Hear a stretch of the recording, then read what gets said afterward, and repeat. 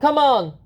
Typhon yelled at Sophie, dragging her towards the doors as Lisa tried to clear a path for them, shoving greedily dressed warriors out of the way.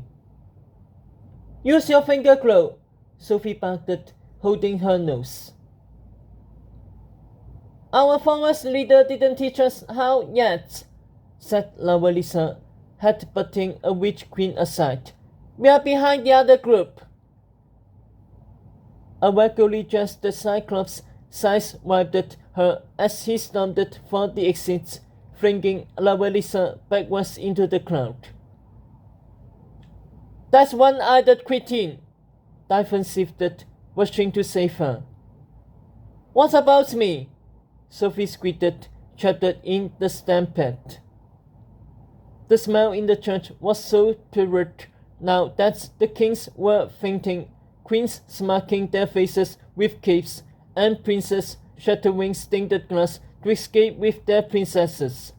Overhead, Sophie spotted birds and packets lighting another stun missile. I have to get so, she choked, hiking her dress collar over her nose, but the doors were still so far.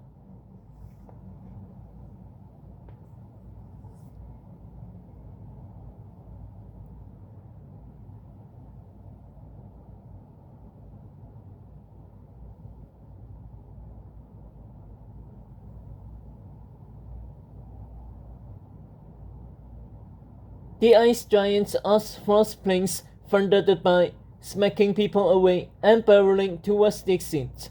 Instantly, Sophie started scurrying behind him like a mouse in the wake of an elephant, while the giant spread left and right, his huge ice-blue hand flashing the same silver wing she had seen on the Elf King and Queen of George Jolie.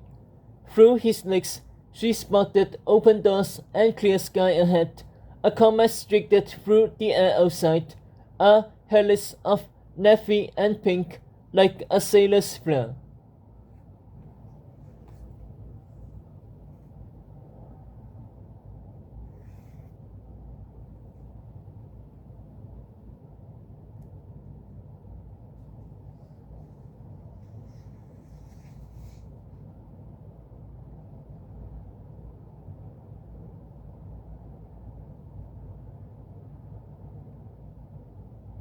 Did birds and packets tongue bump the streets too? Suddenly, she gripped the birds and packets, using a rope to climb down a stone wall towards the doors, before the boys yapped and reversed the direction as Irene, wisely, and more Pariscus leaped onto the rope to chase them.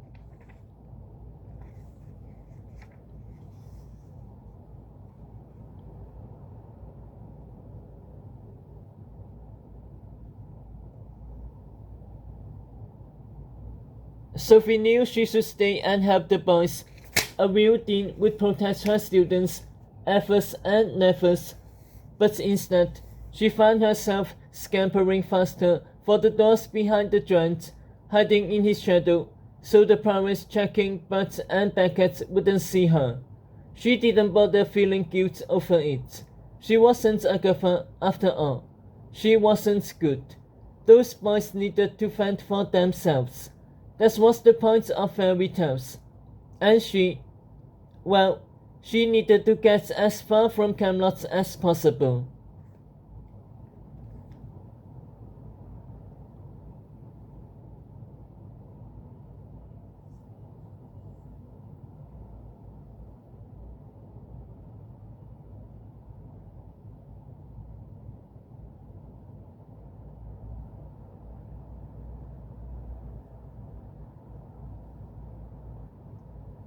She was nearing the exit now, hugging closer to the giant's boots. If she could just slither out of this church, she could blend into the mob. She could disguise herself and find a way back to school, to Agatha. The thought of seeing her best friend again made Sophie dumb caution.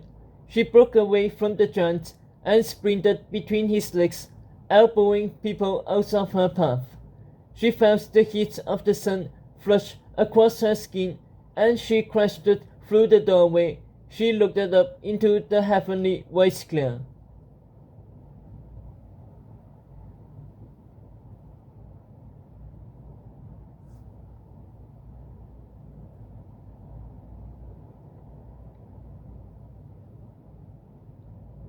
A hand snapped at her backwards, and she whirled to see Ryan in the doorway. "Stay with me," he said, rattled. "We're under attack." Suddenly, loud bells jingled in the distance, frantic and high-pitched. Alarm bells. Sophie and Ryan refolded and saw Camelot surrounded by an alien fog, silver and glimmering, that obscured the entire castle. Behind the fog, they could hear shells echo from the towers, resounding downhill as the bells clattered louder and faster. "What's happening?" Sophie breathed.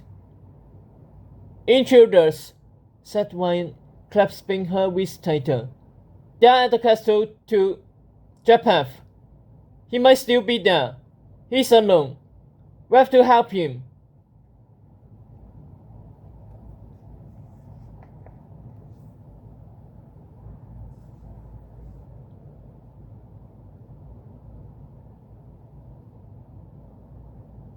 He yanked Sophie through the door, but his was met him outside, with detonatories still fleeing the church, now mixing with the hopes of citizens in the streets who smelled the stink bombs and heard Camelot's alarms and joined the stampede like horrid geese.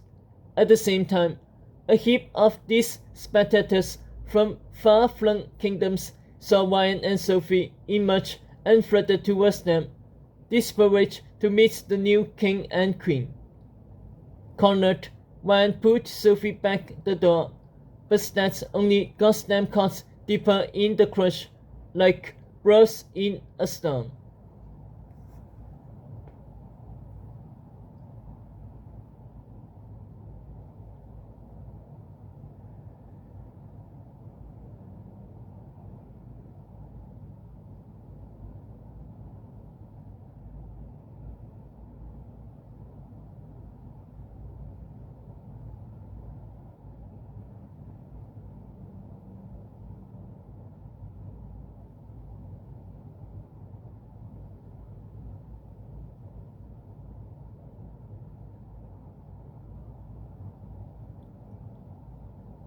But now Sophie saw someone streaking through the mob on horseback, smashing people aside.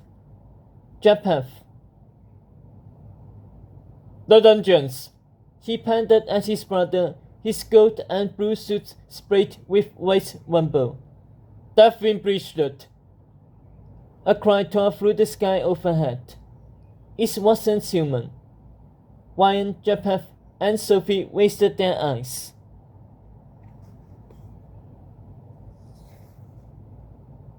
A flock of steams ripped out the fog, carrying Sophie's friends on their spines. Kiko, Winner, Beatrix, Dot, with finger close lids, leaning forward and firing spells at the king and his liege.